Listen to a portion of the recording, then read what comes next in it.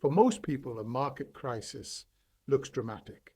Prices collapse, headlines turn red, volatility explodes, confidence evaporates. That is what people expect. But markets do not usually fail in dramatic moments. They fail during periods of forced adjustment. And right now, the global financial system is not collapsing. It is adjusting under pressure.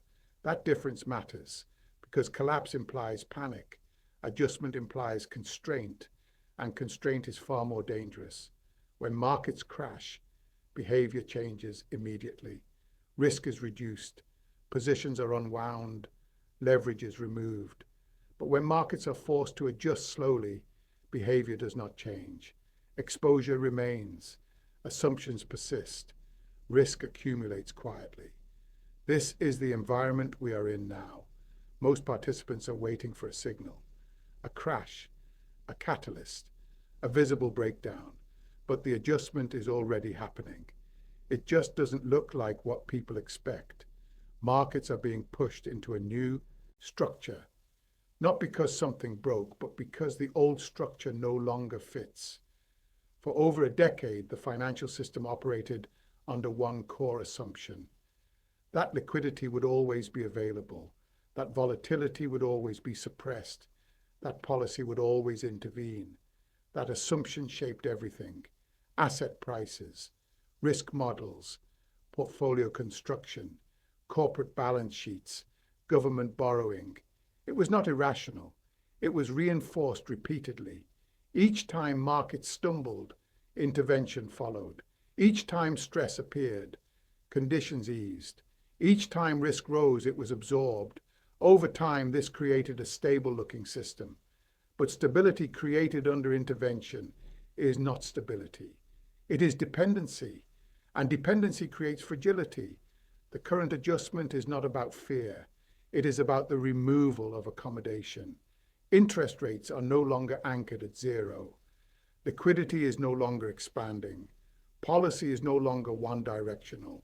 These shifts do not cause immediate crashes. They cause slow pressure, pressure on funding, pressure on margins, pressure on assumptions, and pressure changes behavior only after damage accumulates. This is why many people feel confused right now. Markets are not collapsing, but they do not feel healthy either. Prices move, but conviction is absent. Rallies occur, but depth is thin. Volatility appears contained, but tension is rising. This is classic adjustment behavior. The system is trying to reprice risk without triggering disorder. That is extremely difficult because risk was mispriced for a long time, and mispricing does not correct itself gently. Another misunderstanding is the role of bad news. People expect crashes to be caused by negative events, recessions, defaults, geopolitical shocks. But the most destabilizing force in markets is often the absence of support. When liquidity is abundant, bad news is absorbed. When liquidity is constrained, even neutral news creates stress. Right now, liquidity is constrained, not because it disappeared, but because it became selective. Funding still exists, but it is more expensive, more conditional, more cautious. This changes everything. Strategies that relied on cheap leverage become fragile. Assets that depended on constant inflows lose support. Valuations that assumed low discount rates become unstable. None of this requires panic. It only requires arithmetic. And arithmetic does not negotiate. The adjustment underway is structural, not emotional. This is why traditional indicators are misleading. Low volatility does not mean low risk. Stable prices do not mean stability. Calm behavior does not mean resilience. Resilience depends on flexibility. And flexibility has been reduced. Over years of intervention, systems were optimized, efficiency increased, redundancy disappeared. Optimized systems perform well under expected conditions. They fail under deviation.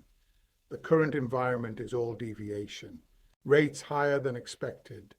Inflation more persistent than expected. liquidity tighter than expected, policy more constrained than expected. Each deviation on its own is manageable. Together, they force adjustment.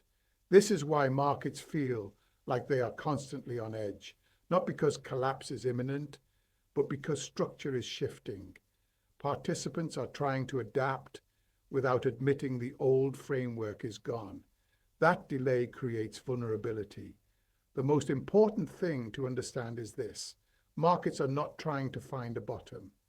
They are trying to find a new operating range, a range where risk is priced correctly, where leverage is sustainable, where liquidity assumptions are realistic. That process is slow, it is uneven, and it creates instability without drama. This is the most dangerous phase of a cycle because it does not trigger defensive behavior. It encourages patience. It rewards staying invested. It punishes caution until it doesn't. The adjustment phase is when mistakes are made, not because people are reckless, but because they assume continuity. Continuity is the most expensive assumption in changing systems.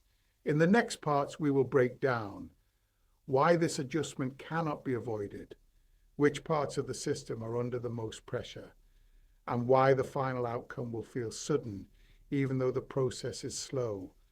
Higher interest rates are often described as a trigger for recession, a trigger for market crashes, a trigger for financial stress. This framing is incomplete. Higher rates rarely cause immediate collapse. What they do instead is far more dangerous. They change the internal mechanics of the system. When rates were near zero, time did not matter. Cash flows far in the future were discounted lightly. Debt could be rolled indefinitely. Losses could be postponed. This created an environment where duration risk was invisible. Assets were priced as if time had no cost. Higher rates reintroduced time, and time is unforgiving. The first misconception is that higher rates hurt everyone equally. They do not. They hurt leverage structures first, not because leverage is bad in itself, but because leverage depends on predictability.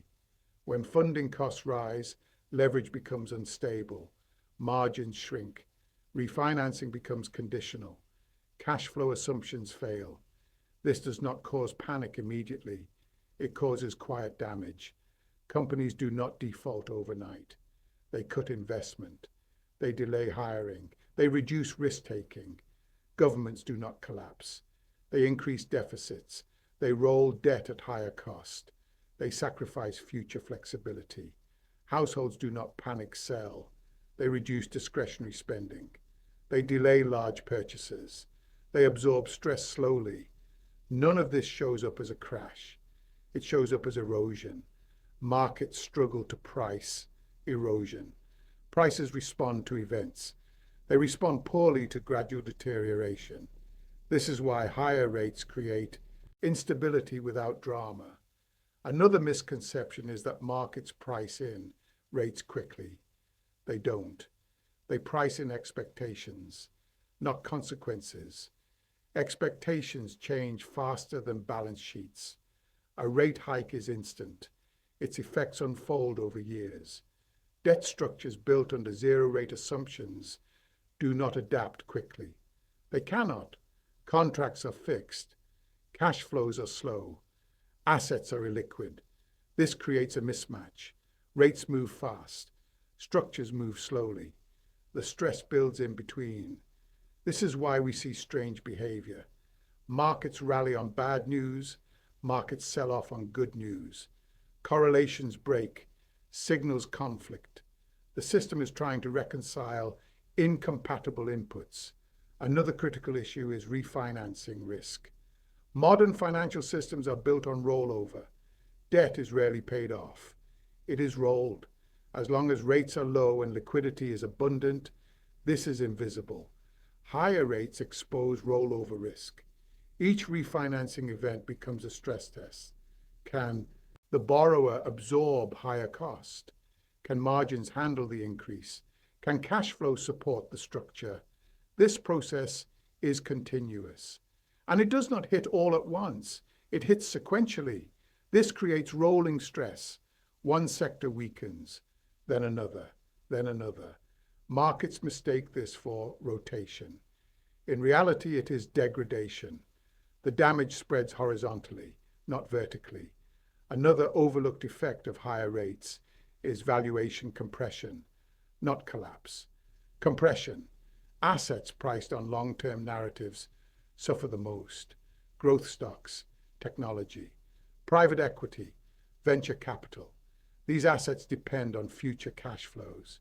Higher rates increase the discount applied to those cash flows. This does not require earnings to fall, only assumptions to change. Markets struggle to accept assumption changes. They prefer new narratives. This leads to repeated repricing. Rallies fail, breakouts reverse, momentum becomes unreliable. This environment feels chaotic. It is not. It is arithmetic asserting itself. Another structural impact of higher rates is liquidity selectivity. Liquidity does not disappear. It becomes conditional. Market makers reduce size, spreads widen, depth declines. This is not panic behavior. It is rational behavior. When volatility increases and funding costs rise, providing liquidity becomes risky. Liquidity providers protect themselves first. This creates an illusion. Markets appear liquid during calm periods. They become illiquid exactly when needed. This fragility is not visible in price charts. It is visible in microstructure. Small trades move prices more. Order books thin. Gaps appear. This is not collapse. It is brittleness. Higher rates also change incentive structures. When money was cheap, risk-taking was rewarded. Carry trades worked. Duration exposure paid. Leverage amplified returns. Higher rates reverse these incentives. Cash becomes competitive. Short-term instruments become attractive. Risk premiums rise. This forces reallocation. But reallocation is slow. Large institutions cannot pivot instantly. Pension funds, insurance companies, endowments. Their mandates are rigid, their allocations are sticky. This creates lag. Markets move ahead of portfolios. Portfolios catch up under stress. This is another reason adjustment feels disorderly. Another important effect is behavioral fatigue. Prolonged periods of adjustment exhaust participants. Each rally fails. Each dip recovers partially. No resolution emerges. This creates overtrading, poor decision-making, risk mismanagement. Fatigue is dangerous, not because it causes panic, but because it reduces discipline. People stop hedging. They stop reacting. They assume range-bound behavior. This is exactly when systems are most vulnerable. Higher rates also expose policy limits. Central banks cannot respond aggressively to stress without reigniting inflation. Governments cannot stimulate freely without worsening debt. Dynamics. Markets sense this constraint. Not intellectually, structurally. Risk premiums adjust. Volatility embeds. Liquidity becomes cautious. The system no longer assumes rescue. This is the most important shift, not higher rates themselves, but the end of automatic intervention. Markets that grew up under protection struggle without it. They become unstable before they become resilient. This is where we are now. Not in collapse, not in recovery, in transition, a forced adjustment phase where old assumptions fail gradually. This is why calls for immediate crashes are usually wrong. The system does not break quickly, it weakens quietly, and weakness spreads faster than fear. In the next part, we will examine where this damage concentrates first, not in obvious places, but in structures that appear stable. When systems weaken, damage does not appear where people expect it. Markets look for stress in prices. They look for volatility spikes. They look for dramatic headlines. But structural damage accumulates elsewhere. It accumulates where assumptions are least questioned. The first place damage concentrates is not equities, it is balance sheets. Balance sheets built during zero-rate environments are fragile in ways that are not obvious. Low rates encouraged optimization. Companies optimize for cost of capital. Governments optimize for refinancing. Households optimized for affordability. Optimization removes margin for error. When rates rise, optimized structures lose flexibility. Cash buffers shrink relative to obligations. Debt maturities cluster. Hedging costs rise. This does not force immediate failure. It forces constraint. Constraint is the enemy of resilience. Another hidden concentration point is private markets, private equity, private credit, real estate funds, infrastructure vehicles. These markets move slowly. They price infrequently. They rely on models. When public markets adjust, private markets lag. This creates a dangerous illusion of stability. Assets appear unaffected. Valuations remain unchanged. Returns look smooth, but the underlying cash flows are already under pressure. Higher rates increase financing costs. Exit multiples compress. Refinancing assumptions weaken. Private market stress surfaces late. When it does, it surfaces abruptly. This is not because private markets are riskier. It is because they are slower. Slowness hides damage until it doesn't. Another area where damage concentrates is duration-heavy assets, long-duration bonds, growth equities, unprofitable companies, long-term projects. These assets rely on time. Higher rates make time expensive. This does not require earnings deterioration. It requires patience. Markets are impatient. As a result, capital rotates away from duration quietly. This is not a sell-off. It is neglect. Neglect is powerful. Assets without marginal buyers drift. Liquidity dries up. Volatility increases without volume. This is how markets decay. Another underestimated concentration is in funding-dependent strategies, risk parity, volatility targeting, carry trades, systematic leverage. These strategies worked exceptionally well in stable, low-rate environments. They depend on smooth volatility, predictable correlations, reliable liquidity. Higher rates disrupt all three. Volatility becomes unstable, correlations shift, liquidity becomes conditional. These strategies do not fail spectacularly. They de-risk mechanically. Mechanical de-risking is synchronized. Synchronization amplifies movement. This creates stress in places unrelated to fundamentals. Assets move because of flows, not information. This confuses observers. They search for narratives. They find none. They call it irrational. It is not irrational. It is structural. Another hidden concentration is in sovereign debt dynamics. Governments with high debt loads become sensitive to small changes. A 1% increase in rates can dramatically alter fiscal trajectories. This does not cause default. It causes policy trade-offs, spending cuts, tax increases, deferred investment. These choices reduce growth potential. Lower growth worsens debt dynamics. This creates a feedback loop. Markets price sovereign risk slowly until they don't. Confidence is binary. As long as rollover works, everything looks fine. When confidence weakens, adjustment accelerates. This is not theoretical. It is historical. Another critical area is banks. Not because banks are weak, but because their role has changed. Banks are less leveraged than before. They are better capitalized. They are more regulated, but they are also less flexible. Regulation forces uniform behavior. Uniform behavior reduces shock absorption. When conditions tighten, banks pull back together. This removes liquidity from the system, not selectively, systemically. Markets assume banks will provide stability. In reality, banks protect balance sheets. First, this is rational, but destabilizing. Another overlooked area is consumer credit, not defaults. Sensitivity. Households have become accustomed to low payments, mortgages, auto loans, credit cards. Higher rates increase servicing costs gradually. This reduces discretionary spending. Reduced spending slows growth. This does not cause collapse. It causes stagnation. Stagnation is dangerous in leveraged systems because leverage assumes growth. Another subtle concentration is in expectations. Expectations built over a decade of intervention do not reset quickly. People assume dips will be bought.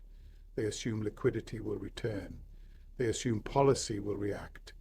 These assumptions delay adjustment. Delayed adjustment increases eventual severity. This is why late cycle environments feel confusing. Signals conflict. Prices range. Narratives fail. The system is not breaking. It is recalibrating. Recalibration is uncomfortable. It punishes both bulls and bears. It rewards patience and adaptability. Most participants are not structured for patience. They are structured for trend. This mismatch creates volatility without direction. Another key insight is that damage spreads horizontally, not vertically. It does not move from equities to bonds to credit neatly. It appears in pockets, a funding market here, a sector there, a country elsewhere. This fragmentation delays recognition. There is no single event, no clear trigger, no obvious villain. This makes the environment dangerous. People underestimate environments they cannot label. They wait for confirmation. By the time confirmation arrives, adjustment is advanced. This is why the current phase feels deceptively calm, not because risk is low, but because damage is distributed. Distributed damage is harder to see, harder to hedge, harder to explain. This is the phase where systems are most sensitive, not fragile yet, but vulnerable. Sensitivity means small shocks matter more. Errors propagate further. Confidence erodes quietly. Understanding this changes how risk should be viewed. Risk is not where volatility is highest. It is where assumptions are least questioned. And those assumptions are now under pressure across the system. One of the most dangerous misconceptions about market cycles is timing. People believe risk builds quickly, and when it breaks immediately. Reality is the opposite. Risk builds slowly. Adjustment happens in phases, and collapse, when it occurs, is rarely the beginning of the problem. It is the end. The current environment is not defined by shock. It is defined by lag. Economic data lags reality. Corporate reporting lags cash flow. Policy responses lag conditions. Human behavior lags structure. This creates a gap between what is happening and what is visible. That gap is where complacency lives. Markets appear functional. Prices move. Liquidity exists. Trades clear, but functionality is not. Health. A system can function while weakening. This is how late cycle environments disguise themselves. The first phase of adjustment is internal. Balance sheets tighten. Standards change. Risk committees become cautious. Funding terms shift subtly. None of this makes headlines, but it changes behavior. Capital becomes selective. Duration shortens. Leverage becomes expensive. This phase feels boring. Nothing happens, which is why it is ignored. The second phase is behavioral. Participants begin adapting without acknowledging it. They reduce exposure slightly. They delay investment. They hold more cash. They avoid marginal risks. They still say they are bullish. They still publish optimistic outlooks. But behavior diverges from narrative. This divergence is critical. Markets move based on behavior, not words. The third phase is mechanical. Models adjust. Risk limits tighten. Hedges are added. Positions are resized. This is not discretionary. It is forced by volatility, funding costs, and correlations. Mechanical adjustment amplifies moves. This is where markets begin to feel unstable, not because fundamentals collapse, but because structure is changing. The fourth phase is recognition. Narratives shift, media tone changes, confidence erodes. This phase feels sudden, but it is not. It is delayed recognition of changes that already occurred. People confuse recognition with causation. They believe headlines caused the move. In reality, headlines explained it after the fact. This is why markets often move before news. News does not move markets. Structure does. Another reason adjustment feels sudden is convexity. Leverage introduces non-linearity. Small changes produce small effects until thresholds are crossed. Then effects compound. Funding costs rise. Leverage shrinks. Liquidity declines. Volatility increases. Models de-risk. This chain reaction does not require panic. It requires arithmetic. Markets are full of thresholds, margin requirements, volatility targets, risk limits, collateral haircuts. As long as prices stay within bounds, nothing happens. When bounds are breached, responses cascade. This creates the illusion of suddenness. But the conditions were forming long before. Another factor is illusion of control. Participants believe they can exit when needed. They underestimate correlation during stress. They assume liquidity will remain. Liquidity is not a constant. It is a behavior. When everyone needs it, it disappears. Late cycle markets underestimate this because recent experience trained participants to expect liquidity. That expectation is backward-looking. The adjustment process also feels sudden because it is asymmetric. Upside is slow, downside is fast. This is not psychological. It is structural. Leverage accumulates gradually. It unwinds rapidly. Optimism builds slowly. Fear appears quickly. This asymmetry is unavoidable. Markets that ignore it are vulnerable. Another overlooked reason is that policy delays adjustment.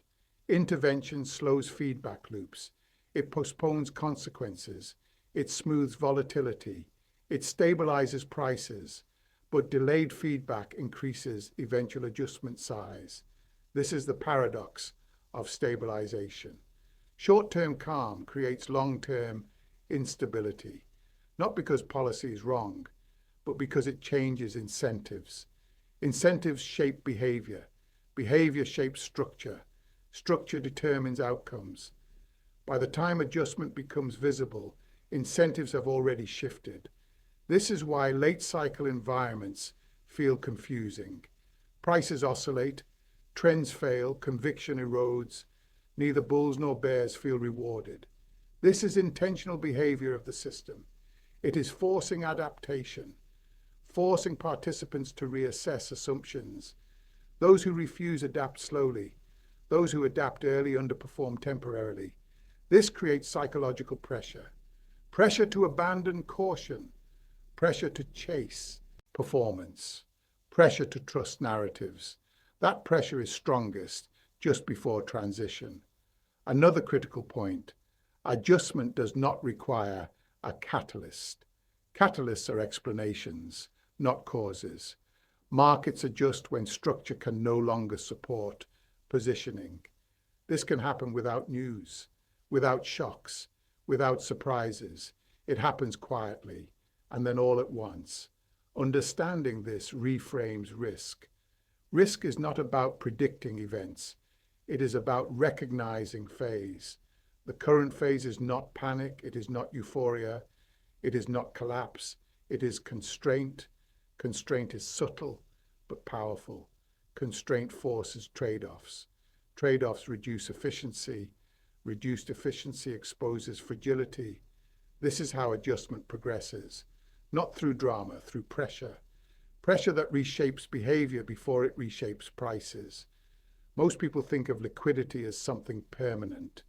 If a market is liquid today, they assume it will be liquid tomorrow. If trades execute easily, they assume they always will. If prices move smoothly, They assume that smoothness reflects health. This assumption is one of the most dangerous ones in finance because liquidity is not a feature of markets. It is a behavior. It exists only as long as participants are willing to provide it. And that willingness is conditional. In stable environments, liquidity appears abundant, order books look deep, spreads are tight, execution feels effortless, but much of this liquidity is not committed. It is provisional. It exists only under specific conditions: low volatility, predictable correlations, stable funding, and confidence that exits will remain open. When any of these conditions weaken, liquidity does not gradually decline. It withdraws, quietly at first, then completely. This is why liquidity crises always feel sudden.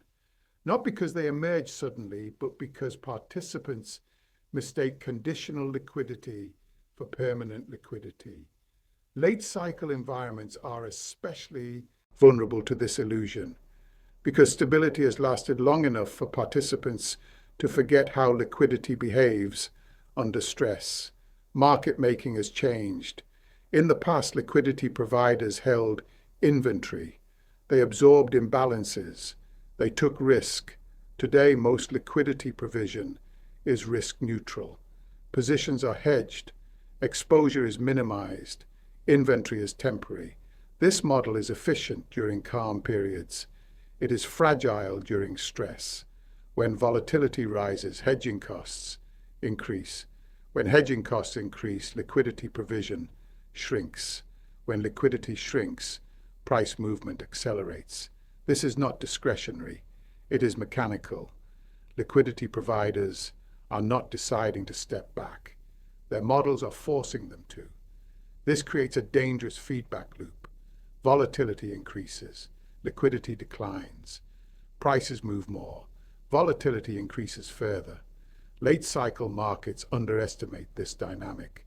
They price assets as if liquidity will remain.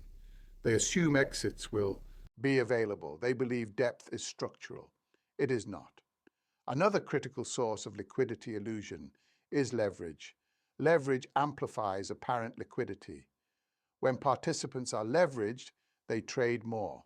They provide more volume. They create the impression of depth. But leveraged liquidity is fragile. It exists only as long as funding remains cheap and available. When funding conditions tighten, leveraged liquidity disappears, and it disappears instantly. Margin requirements rise, haircuts increase, credit lines shrink, positions must be reduced, not because of fear, because of math.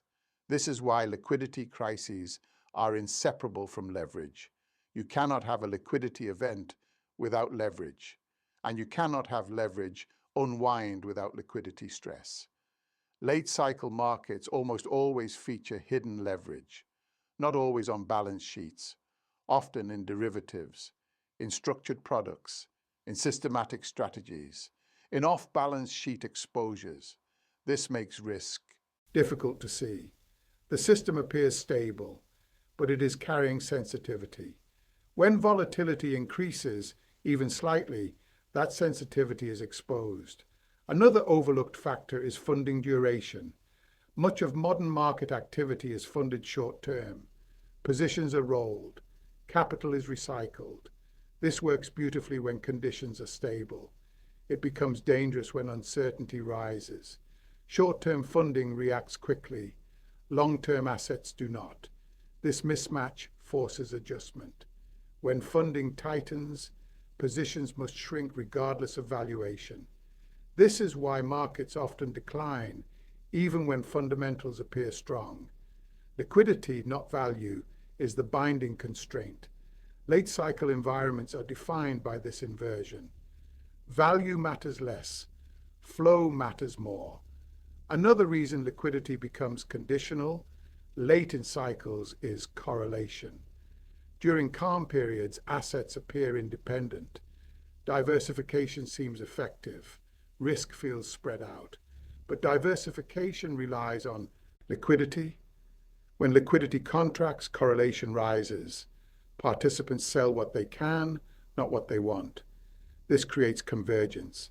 Assets that appeared unrelated begin moving together. Losses cluster. Diversification fails. This is not panic. It is constraint. Late cycle markets often price diversification as protection. In reality, diversification becomes unreliable precisely when it is needed most. Another structural factor is passive flow dominance. Passive strategies do not provide discretionary liquidity. They follow rules. When prices rise, capital flows in. When prices fall, capital flows out. This behavior compresses volatility during stable periods. It also amplifies moves during adjustment. Passive flows are trend following by design. They stabilize trends. They destabilize reversals. Late cycle markets often underestimate this asymmetry. They assume passive capital will cushion declines. It does not. It accelerates them. Liquidity also becomes conditional because of regulatory constraints. Financial institutions operate under capital and liquidity requirements. These requirements are designed to reduce individual risk. Systemically, they create synchronization. When volatility rises, many institutions reduce exposure simultaneously, not by choice, by mandate. This removes liquidity at the worst possible moment. Late cycle markets often assume institutions will stabilize markets. In reality, institutions must protect themselves first. Systemic stability becomes secondary. Another contributor to conditional liquidity is the speed of modern markets. Algorithms respond instantly. Risk models update continuously. Positions adjust automatically. There is no pause, no deliberation. When conditions shift, markets react faster than humans can interpret. This removes friction. Friction once absorbed shocks. Now it is gone. Without friction, moves accelerate. Late cycle markets underestimate this acceleration. They assume gradual adjustment. Modern markets do not adjust gradually. They adjust discretely. Thresholds are crossed. Models react. Liquidity vanishes. This is why late cycle declines often include gaps. Prices jump from one level to another. There is no trading in between. Liquidity was not there. Another reason liquidity becomes unreliable is narrative exhaustion. During stable periods, narratives justify exposure. They rationalize valuation. They reinforce confidence. Late in cycles, narratives multiply.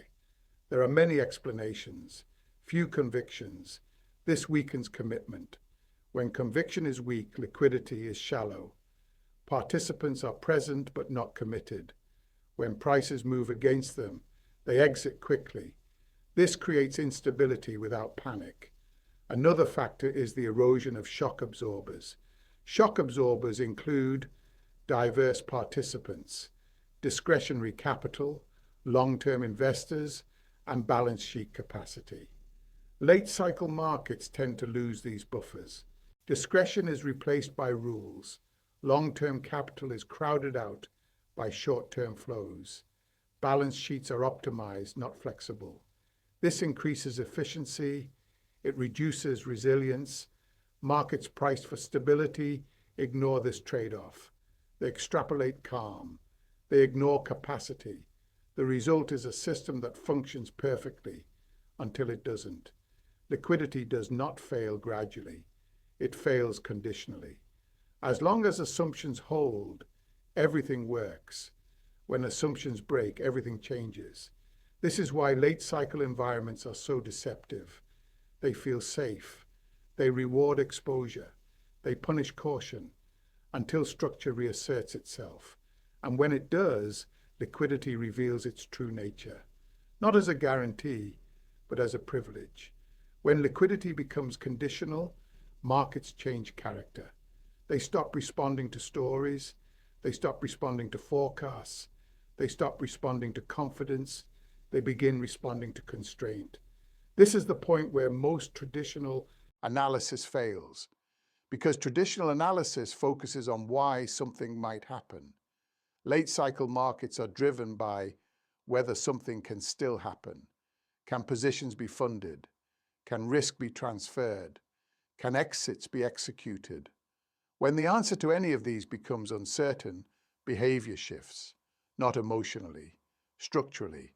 This is why late cycle market stress often feels disconnected from news. Nothing obvious happens. No single event explains the move. No headline justifies the magnitude. But the system reacts anyway, because it has reached its limits. Markets do not wait for confirmation when structure is strained. They adjust preemptively. Small disturbances become signals. Minor volatility becomes unacceptable. Local stress becomes systemic. This sensitivity is the defining feature of late cycle environments. Not fear, not panic. Sensitivity. Sensitive systems amplify input. They magnify outcomes. They reduce tolerance for error. Late cycle markets are sensitive because they are optimized for low volatility, high leverage, tight spreads, continuous liquidity. Optimization removes slack. Slack is inefficiency. Slack is redundancy. Slack is resilience. When slack is removed, systems perform exceptionally well until conditions change. When conditions change, there is nothing to absorb the impact. This is why late cycle adjustments feel violent, not because markets are irrational, but because they are precise. They respond exactly as designed. Another critical misunderstanding is the role of sentiment. Sentiment is often blamed for market declines. Fear is cited, panic is assumed. In reality, sentiment usually reacts after structure shifts. People become fearful because markets move. Markets do not move because people become fearful. This sequence matters. By the time fear appears, liquidity has already thinned. Leverage has already begun to unwind. Funding has already tightened. The emotional narrative lags the mechanical process. This is why waiting for visible fear as a signal is dangerous. By the time fear is obvious, adjustment is advanced. Late cycle markets rarely announce their vulnerability. They signal it indirectly through subtle funding stress, minor liquidity gaps, unusual correlation behavior, volatility reacting more strongly than expected. These signals are easy to ignore. They do not disrupt prices immediately. They do not attract attention. They do not fit dominant narratives, but they reflect structure. And structure is what ultimately determines outcomes. Another important aspect of late cycle breakdowns is speed. Modern markets operate without delay. Algorithms respond instantly.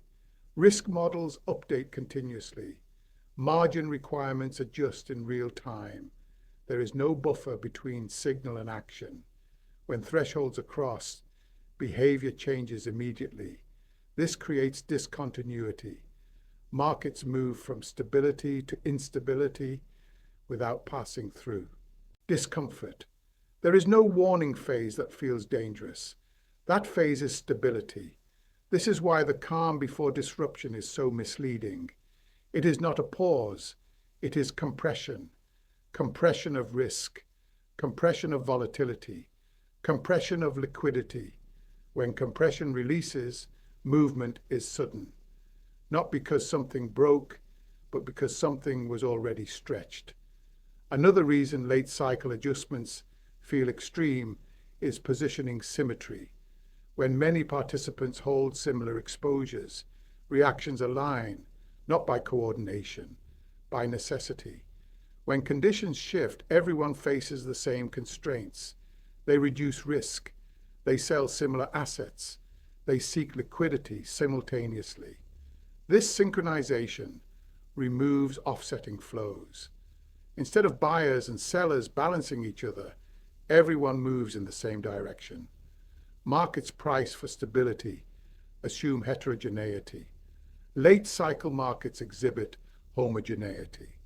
Homogeneity is efficient during calm periods. It is unstable during transition. This is why late cycle markets often overshoot. Moves go further than fundamentals justify. Reversals are sharper than expected. It is not about value, it is about flow. Another structural feature of late cycle environments is the erosion of discretion. Discretion implies judgment. Judgment implies delay. Delay absorbs shock. Modern markets have minimized discretion. Rules replace judgment. Models replace experience. Automation replaces pause. This improves efficiency. It removes interpretation. When interpretation is removed, response becomes binary. Threshold crossed, action taken. There is no middle ground. This is why markets can appear stable for long periods and then change rapidly. Nothing gradual is happening. Everything is latent. Late cycle markets are not unstable because participants are careless. They are unstable because participants are optimized. Optimized systems behave predictably. They also fail predictably, not loudly, not emotionally, mechanically. Another misconception is that late cycle stress requires a catalyst, a recession, a policy error, a geopolitical event. Catalysts matter, but they are not required. Structure alone can produce adjustment. When liquidity becomes conditional and leverage is high, even small events can trigger repricing. The trigger is often irrelevant. The system was already prepared to move. This is why post hoc explanations are misleading. They assign causality to noise. They ignore structure. Markets do not need a reason to adjust when constraints tighten. They need capacity. When capacity declines, adjustment follows. Another defining feature of late cycle markets is that recovery becomes asymmetric. Rallies are slower, drawdowns are faster. This asymmetry reflects liquidity behavior.